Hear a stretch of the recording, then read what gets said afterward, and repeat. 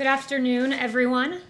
The beginning of the end of the pandemic started with the leadership of President Trump.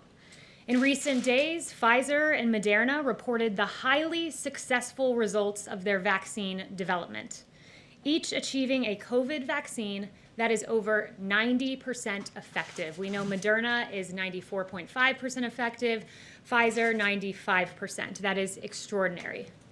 In July, the Trump administration, as part of Operation Warp Speed, agreed to provide Pfizer with $1.95 billion to manufacture and distribute their COVID vaccine, allowing this vaccine to be provided free for the American people. While Democrats were pursuing a highly divisive and entirely baseless impeachment endeavor as far back as January 13th, this president, the Trump administration, and the National Institute of Health was partnering with Moderna and working on this vaccine for the American people. But that's not all. This administration has remained engaged on the development and distribution of a safe and effective vaccine throughout the year. Began in January and continued thereafter. On May 15th, Operation Warp Speed was launched. On September 16th, we released 2 documents outlining a strategy to deliver a safe and effective vaccine. These documents were the strategic distribution overview and the interim playbook for state, tribal, territorial, and local health programs and partners. On September 23rd, we provided $200 million to jurisdictions to support plans for eventual distribution. On October 14th, we provided $31 million to Sitvia for vaccine-related consumable products. On October 16th, we made agreements with CVS and Walgreens to administer vaccines to residents of long-term care facilities.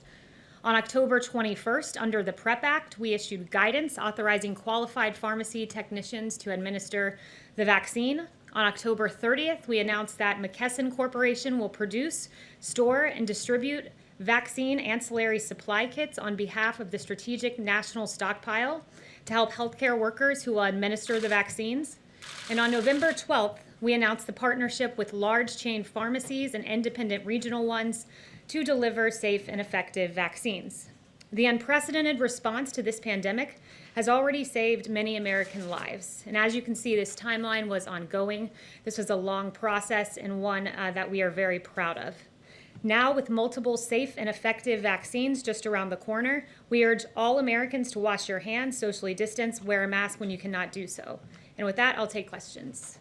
Kevin.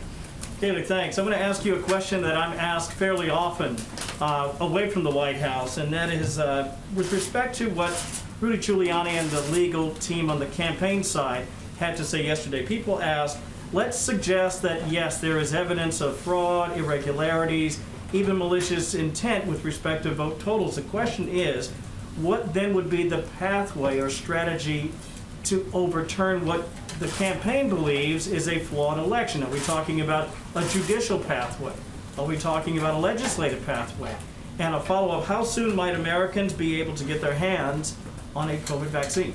Yes, so to your first point, I would say this. There's been multiple pieces of litigation filed across the country by various individuals, the campaign and others. I will leave it to the campaign to make those determinations as to how to proceed. But the president's been very clear. He wants every legal vote to be counted and to make sure no illegal votes are counted. But with regard to a vaccine, we believe that there will be 40 million doses available by the end of the year.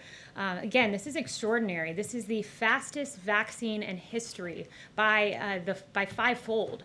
It's really extraordinary progress. You've heard Dr. Fauci, among others, say that, and it was only made possible because of this president who said at the same time I'm pursuing a vaccine, I'm going to do something novel. I'm going to manufacture it.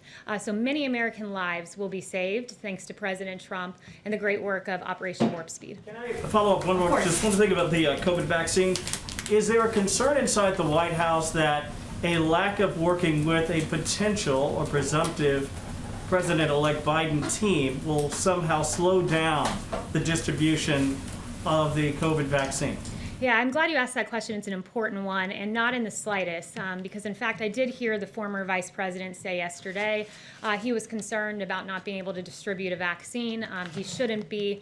Maybe he hasn't seen, but we have publicly available that plan that I mentioned in my opening. It's the COVID-19 vaccination program, the interim playbook for jurisdiction operations. This is publicly available if the former vice president would like to read through it. Beyond that, I would say that we've already, going back months, partnered with the 64 jurisdictions in this country to make sure that they each had individualized distribution plans. Those have been assessed. Those have been made certain that they're good and operational. So this work has been ongoing. There's a distribution plan in place, which is why you heard General Perna say yesterday that within 24 hours of getting that EUA, the emergency use authorization, we will be able to distribute this all across the country. When are you going to admit you lost? Yep, Kevin? Yeah. Sorry, Mario. Okay. Thanks, Kayleigh. What is the president planning to discuss this afternoon with the two Michigan lawmakers? And will he ask them to have the state legislature appoint electors who will support his reelection? What's the nature of that meeting? So he will be meeting later on. This is not an advocacy meeting. There will be no one from the campaign there. He routinely meets with lawmakers from all across the country.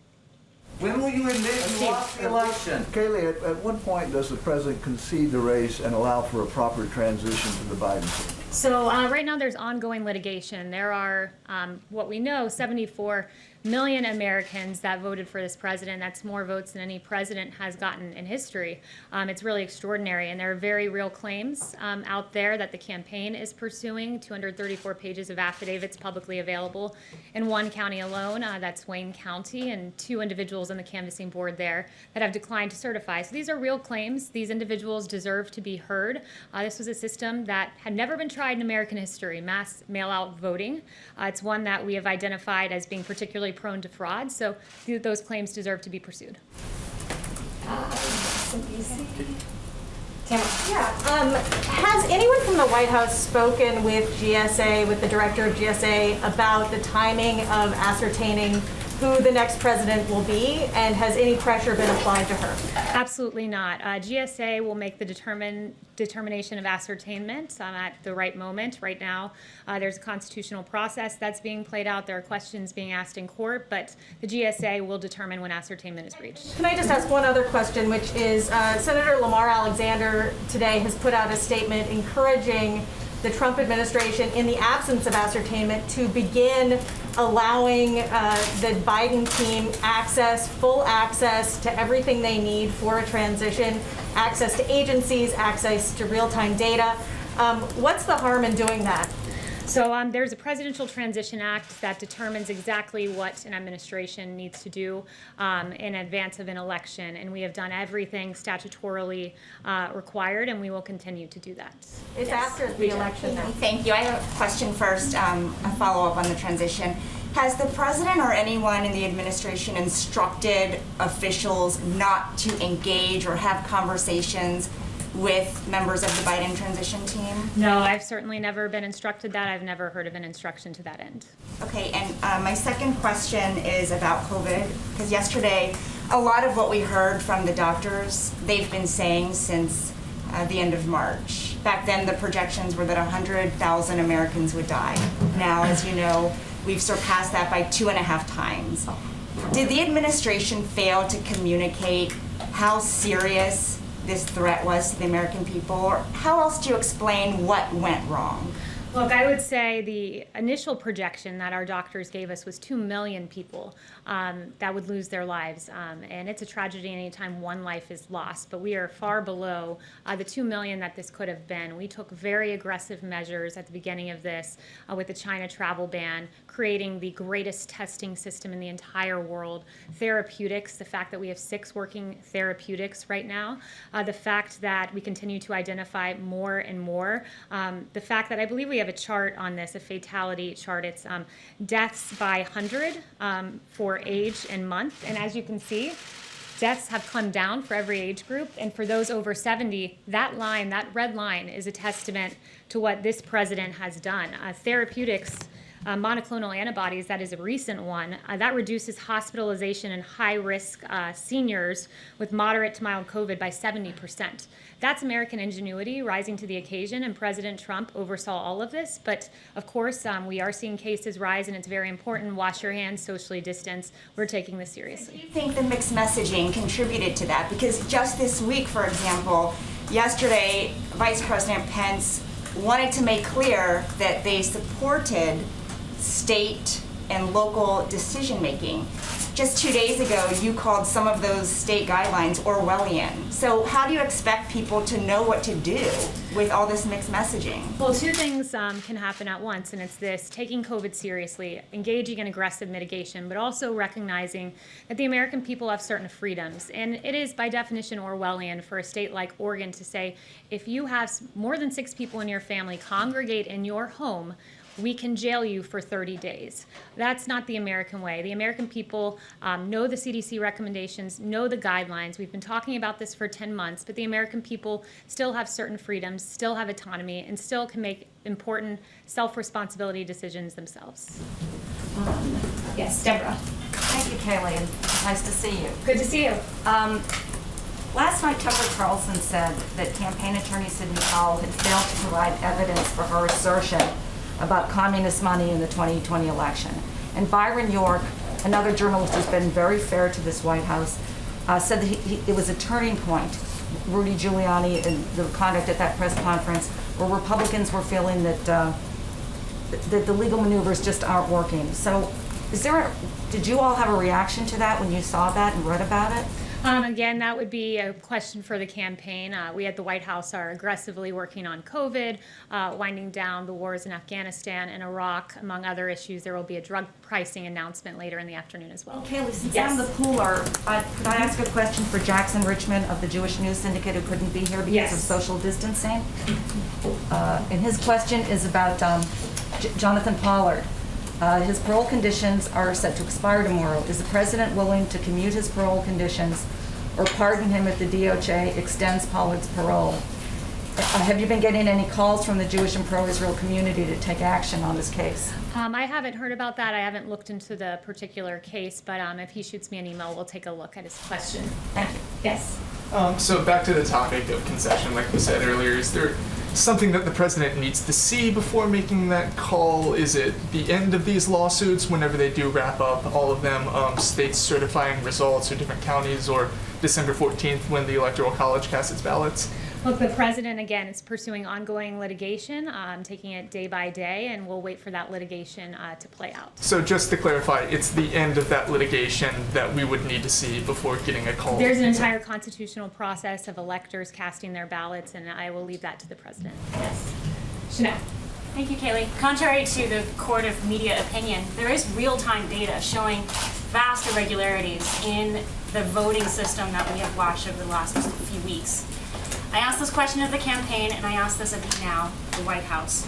Where is our FBI in this entire scheme? Are they looking at any of the evidence that this White House or the campaign have presented in terms of real-time data evidence of voter irregularity? Where is the FBI? Yeah, I would refer you to the FBI on that, to the DOJ on that. There's Spoken with the FBI in the last 3 weeks. not that I'm aware of, but look, I would say that there are real questions on mass mail-out voting. We have put those questions forward, and we've said this for the better part of a year. There was a bipartisan commission that talked about and identified the real potential for fraud with mass mail-in voting. Also, something that I would note is just we talked a lot about transfer of power in the election, and it's worth remembering that this president was never given an orderly transition of power. His presidency was never accepted. In fact, before his election, we know Crossfire Hurricane was launched by Peter Strzok to pursue baseless allegations about the president's ties with Russia. That's before he was president, trying to subvert the will of the American people. We know in August, Peter Strzok wrote a text message about an insurance policy against a Trump presidency, once again trying to silence the voice of the American people. In 2016, we know in October that there was a FISA warrant taken out to spy on the Trump campaign. And then the American people spoke. and they spoke commandingly in electing President Trump despite all of the odds. And what happened after he was elected? You had 70 lawmakers say we're not coming to his inauguration, Democratic lawmakers. You had Elizabeth Warren saying we're going to attempt to obstruct the Trump transition by urging the Government Accountability Office to investigate the incoming Trump transition. In January of that year, you had President Obama have a by-the-book meeting where they talked about the Logan Act, using that act to go after Lieutenant General Michael Flynn. Just before the inauguration, you had BuzzFeed promoting and publishing this bogus Steele dossier that's been widely debunked. And then for 2 years, you had the basis Mueller investigation, which searched for collusion, found none, and exonerated President Trump. While in 2016, President Trump became the duly elected president, many sought to undermine him, discredit him, delegitimize him, and deny his victory. There were no calls for unity. There were no calls for healing. So while every legal vote is counted, let us not forget the inexcusable transition, or lack thereof, that President Trump had to endure in 2016 and 4 years into his presidency. Thank you, everyone, for the very good and substantive questions today.